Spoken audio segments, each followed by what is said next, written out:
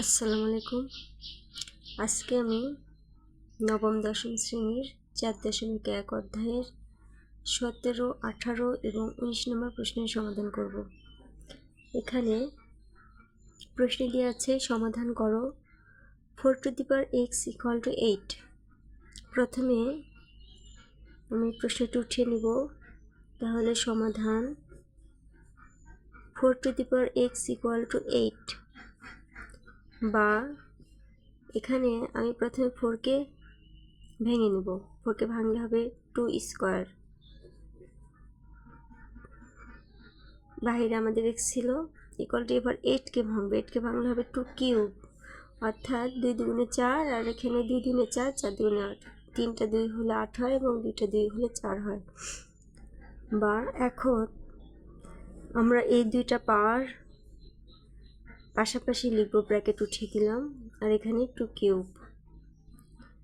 এখন আমাদের যেহেতু দুই পাশের বেস একই আছে এবং উপরের পাওয়ারটা আলাদা, কিন্তু বেস যদি একই থাকে তাহলে আমরা শুধু উপরের পাওয়ারটাই নিব, বেসটা বাদ দিয়ে দিব। এখন আমরা x এর মান বের করব, যেহেতু সমাধান x এর মান বের করতে হবে। এখানে 3 আর এখানে 2 এবং x এর মধ্যে আমাদের গুণ চিহ্ন আছে। গুণ চিহ্ন থাকলে পরবর্তীতে অপর পক্ষে গেলে সেটা ভাগ হয়ে যায়। তাহলে আমাদের x এর মানটা বের হলো 3/2। তাহলে এখন লিখব, সুতরাং নির্ণয় সমাধান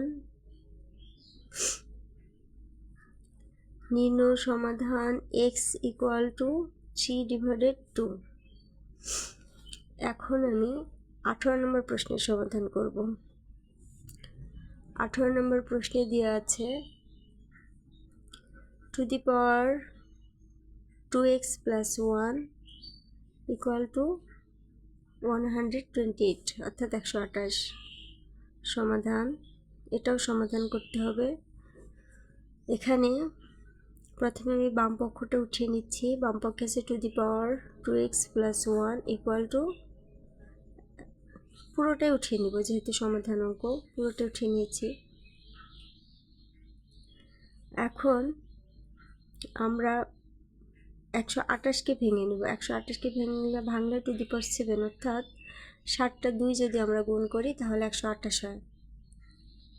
বা এখন আগের মতোই উভয় পাশে যদি বেস বা ভিত্তি যদি একই থাকে তাহলে আমরা পাওয়ারটা নিতে পারি বেসটাকে বাদ দিয়ে। তাহলে এখানে পাওয়ারটা নিলাম 2x + 1, আর এখানে আছে আমাদের 7, বা 2xটা আমরা বাম পাশে রাখলাম আর 7 আমাদের ডান পাশে ছিল, 1টা ডান পাশে নিয়ে আসলাম। তাহলে 1-এর আগে যে চিহ্ন আছে প্লাস, সেটা পরিবর্তন হয়ে মাইনাস হয়ে গেল। যেহেতু এক পাশে থেকে আরেক পাশে নিলে চিহ্নের পরিবর্তন হয়ে যায়। এখানে 7 থেকে 1 বাদ দিলে হয় 6। এখানে 2 এবং x এর মধ্যে গুণ চিহ্ন আছে, অর্থাৎ গুণ অবস্থায় আছে, তাহলে এ পাশে আসলে 2টা ভাগে পরিণত হবে। এখন 2 দ্বারা 6কে ভাগ করলে হবে 3 দুগুণে 6। সুতরাং x এর মান আমরা পেলাম 3। তাহলে সুতরাং নির্ণয়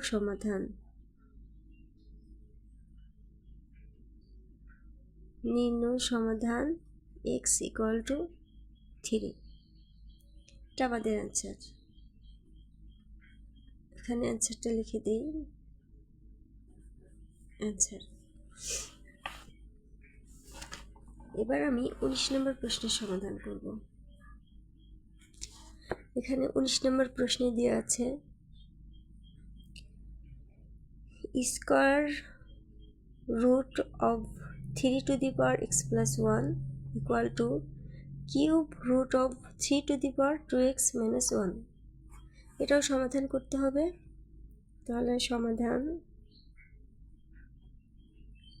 প্রথমে প্রশ্নটি উঠিয়ে নিব।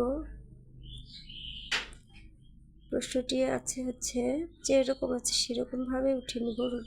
Square root 3 to the power x + 1 = cube root 3 to the power 2x - 1। বা এখন আমরা রুটটা উঠিয়ে দিব। রুট উঠিয়ে দিলে তার উপরে হাফ হয় পাওয়ার হিসেবে। আর আমাদের x+1 ছিল। এখন কিউব রুট যদি উঠিয়ে দিই তাহলে আমাদের 1/3 দিতে হবে পাওয়ার হিসেবে, এবং আমাদের ছিল 2x-1। বা এখন হাফ এবং x+1 আমাদের গুণ অবস্থা আছে, যদি আমরা গুণ করি তাহলে 1-এর সাথে x+1 গুণ হয়ে গেলে হবে x+1, আর 2টা নিচের সংখ্যা, সেজন্য 2টা নিচে থাকবে। এখানেও ঠিক তাই, 1-এর সঙ্গে 2x-1 গুণ করলে হবে 2x-1 আর ডিভাইডেড 3।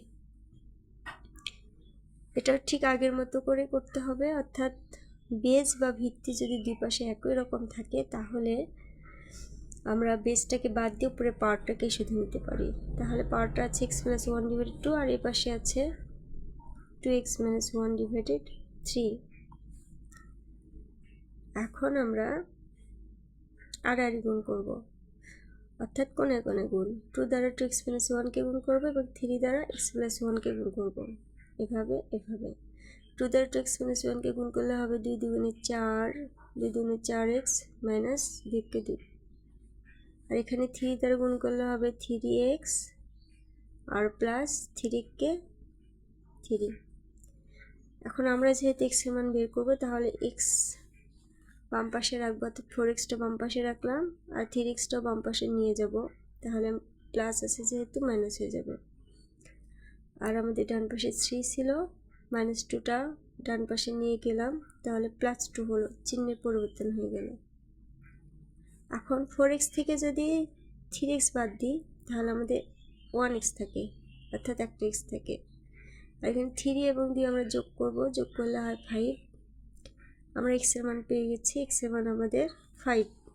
তাহলে আমি লিখব সুতরাং নির্ণয় সমাধান x = 5। অ্যান্সার 5। এখানে আমি আমার ভিডিওটি শেষ করছি।